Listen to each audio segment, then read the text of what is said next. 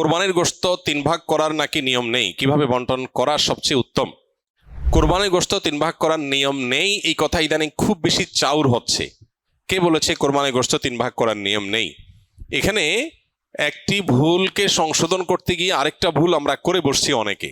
আর সেটি হলো, কোরবানির গোশত এ সম্পর্কে আল্লাহ রাব্বুল আলামিন কোরআনে হাকিমে বলেছেন, ফাকুলু মিনহা ওয়া তাইমু আল কানিআ ওয়াল মুতাররা।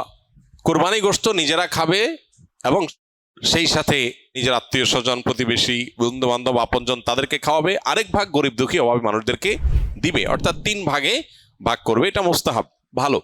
যে জিনিসটা আমাদের সমাজের সংশোধনযোগ্য সেটা হলো, সমাজের ভাগ নামে কোনো পশু থেকে থোক গোশত তুলে রেখে 1/3 গোশত সরিয়ে রেখে মোড়ল মাতবররা তাদের মতো করে তারা বন্টন করেন।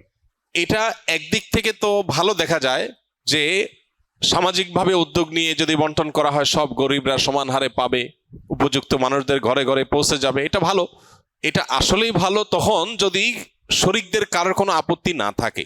সবাই যদি বলে হ্যাঁ ঠিক আছে, এটা খুব সুন্দর পদ্ধতি, আমাদের সবার কোনো দায় দাবি নাই, সবার তরফ থেকে একটা গরুতে 7 ভাগে কোরবানি দেওয়া যায়, 7 ভাগ থেকে বা যে কয় ভাগে আছে সবার তরফ থেকে টোটাল গোশতের 3 ভাগের 1 ভাগ রেখে এলাকাতে দায়িত্বশীল যারা আছেন, মুরব্বী যারা আছেন, গণ্যমান্য যারা আছেন, তাদের অধীনে ওলামা একরাম, ইমাম সাহেবদের মাধ্যমে পুরো এলাকাতে গরিবদের মধ্যে বন্টন করো, আমাদের আপত্তি নেই। কারো যদি আপত্তি না থাকে কোনো অসুবিধা নেই, এটা ঠিক আছে। যেহেতু এই জাতীয় ক্ষেত্রে একজন মানুষ তার নিজস্ব কোনো আত্মীয় আছে, গরিব আছে দূরে, তাকে একটু বেশি করে দিবে বা তার মতো করে সে একটু বন্টন করবে, এই বিষয়গুলোর সুযোগ যেহেতু থাকে না ওই সমাজের ভাগ আলাদা করে তুলে ফেলার কারণে, এই বিষয়টা যদি কোনো শরিকদের কারোর আপত্তি থাকে তাহলে এটা উচিত না, তাহলে সেক্ষেত্রে তার হক নষ্ট হবে। কারণ কারোর কোরবানি গোশত তিনি কি করবেন না করবেন, তাছাড়া 3 ভাগ করার যেহেতু ফরজ না, ওয়াজিব না, আবশ্যক না, অতএব আপনি জোর করে তার কাছ থেকে নিবেন না, এটা হলো মূল বিষয়। অতএব খোলাসা কথা হলো, এই 3 ভাগের 1 ভাগ সমাজের ভাগ যেটা উত্তোলন করা হয়, এটা উত্তোলন করে যদি গরিবদেরকে পৌঁছানো হয়, আর যাদের কোরবানি তাদের যদি এটা নিয়ে কোনো আপত্তি না থাকে তাহলে কোনো অসুবিধা নাই, আদায় হয়ে যাবে সবার কোরবানি, এবং এটা কোনো গুনাহের বিষয় না, বরং সওয়াবের বিষয়। আর যদি কারোর আপত্তি আছে বলে মনে হয় তাহলে সেক্ষেত্রে এটা না করে তারটা তাকে স্বাধীনতা দেওয়া উচিত। তিনি 3 ভাগ করবেন না, একটু কম বেশ করবেন, শরীয়ত যেহেতু তাকে বাধ্যতামূলক করে নাই, অতএব সেটা তার উপর ছেড়ে দেওয়া উচিত। কিন্তু 3 ভাগ করে কিছুটা নিজে খাওয়া, কিছুটা আত্মীয় স্বজন, কিছুটা গরিব দুঃখীকে দেওয়া, এটা মুস্তাহাব, এটা ভালো, এটা করা উচিত। একটা বাজে দৃশ্য দেখতে পাচ্ছি আমাদের সমাজে, সেটা হলো আমরা লক্ষ্য করছি যে অনেকেই কোরবানি গোশত সব নিয়ে ফ্রিজে তুলছেন। খুবই দুর্ভাগ্যজনক বাস্তবতা। যেখানে গরিব দুঃখীর হক আছে, তাদেরকে দেয়া দরকার, তাদের জন্য 1 ভাগ রাখার নির্দেশনা শরীয়তে আছে, সম্ভব হলে আরো বেশি রাখা উচিত, সেটা না করে বেশিরভাগ মানুষজন আজকাল সব ফ্রিজে ভরে রাখে, নামকে অস্তে সামান্য কিছু গরিব দুঃখীকে দিয়ে, আর বাকিটা স্তূপ দিয়ে রাখে সারা বছরের গোশত সংগ্রহ রাখার প্রয়োজনে। তো এটা কোরবানির তাৎপর্যকে নষ্ট করে। যে লোক আল্লাহকে সন্তুষ্ট করবার জন্য কোরবানি করেছে, সওয়াবের উদ্দেশ্যে কোরবানি করেছে, এটা তার কাজ হতে পারে না। অতএব 3 ভাগের 1 ভাগ করে গরিব দুঃখীকে গোশত দেওয়ার ব্যাপারটিতে আমাদের আরো বেশি আন্তরিক হওয়া উচিত। সম্ভব হলে বেশিরভাগ গরিব দুঃখীকে দিয়ে সামান্য একটু নিজে রাখলে আরো ভালো, যদি মনে হয় গরিব দুঃখী অভাবী মানুষের সংখ্যা বেশি হয়। অতএব 3 ভাগ করতে শরীয়ত ফরজ বা আবশ্যক করে নাই, ওয়াজিব করে নাই, এটা ঠিক, কিন্তু এর মানে এই না যে আমাদের সব গোশত ফ্রিজে নিয়ে ভরা উচিত, সেটাও ঠিক না। অতএব আল্লাহ তাআলা আমাদেরকে বুঝার তৌফিক দান করুন। কোরবানির জন্য কি পরিমাণ সম্পদের মালিক হতে হয়?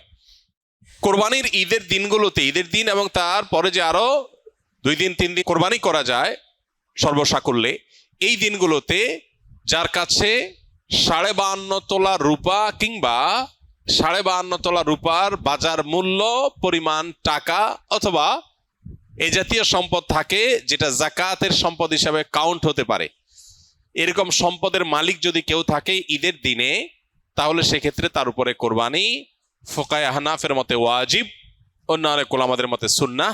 এই যে দিনগুলোতে কোরবানি ওয়াজিব বা আবশ্যক, এটার জন্য ওই নেশাব পরিমাণ সম্পদ 52.5 তোলা রূপার সমপরিমাণ সম্পদ, এটা 1 বছর থাকা জরুরি না। জাকাতের জন্য 1 বছর থাকলে যখন জাকাত আসে, কোরবানির জন্য 1 বছর থাকা জরুরি না, এই দিনগুলোতে থাকলেই কোরবানি বর্তায়। আমরা বিভিন্ন কবিরাজের কাছে তাবিজ কবজ নিয়ে থাকি, এগুলো ব্যবহার করা কি জায়েজ ইসলামের শরীয়তের দৃষ্টিকোণ থেকে জানাবেন প্লিজ। প্রথম কথা হলো যে নবী করিম সাল্লাল্লাহু আলাইহি সাল্লামের এক্ষেত্রে চিকিৎসার পদ্ধতি ছিল হলো ঝাড়ফুঁক, তিনি ঝাড়ফুঁক দিতেন। অতএব ঝাড়ফুঁক দেওয়ার এই আমলটা আমাদের করা দরকার এবং এই অভ্যাসটা বাড়ানো দরকার।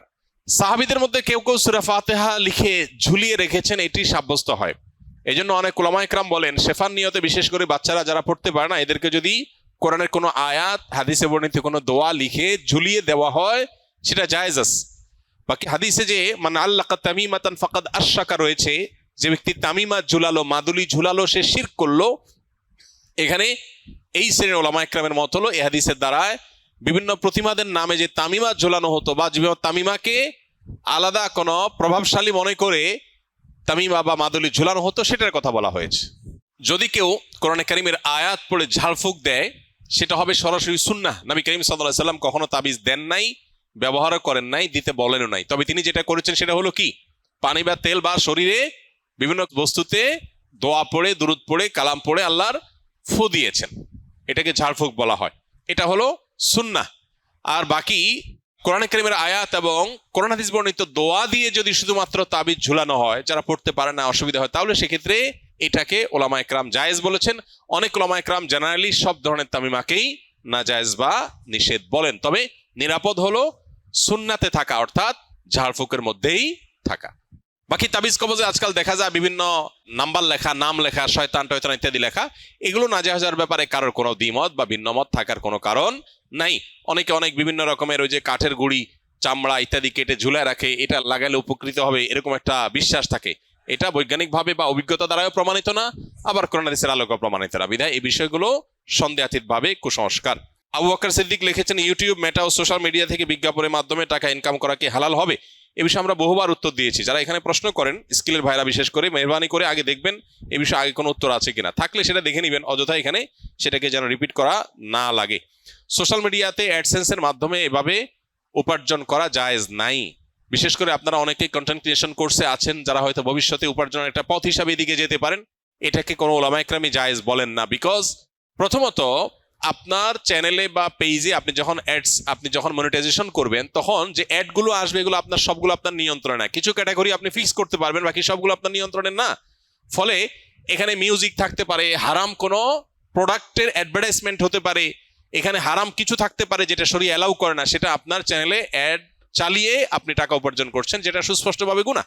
অর্থাৎ একটা হারাম জিনিসের প্রচার করে আপনি টাকা নিচ্ছেন, বা একটা হারাম অ্যাডভার্টাইজ দেখায় মানুষকে গুনাহগার বানায় আপনি টাকা নিচ্ছেন, তো এটা তো জায়েজ হবে না।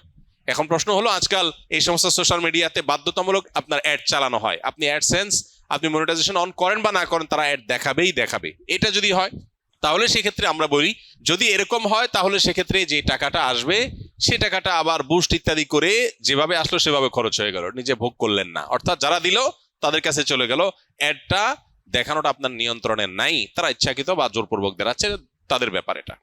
আস-সুন্নাহ ফাউন্ডেশন, উম্মার স্বার্থে সুন্নাহর সাথে।